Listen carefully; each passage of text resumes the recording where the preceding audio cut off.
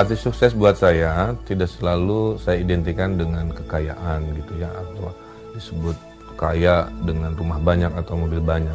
Sukses juga bisa diukur pada saat kita merasa cukup buat diri kita sendiri, kemudian kita berbagi. Maka saya punya filosofi namanya to live is to give. Hidup adalah berbagi. Jadi sukses buat saya adalah seberapa besar manfaat kita bagi orang banyak. Hidup kita, ide kita, gagasan kita diberikan untuk orang lain. Pada saat terjadi perubahan, pada saat manfaat itu berkembang menjadi inspirasi, bagi saya itu adalah arti kesuksesan.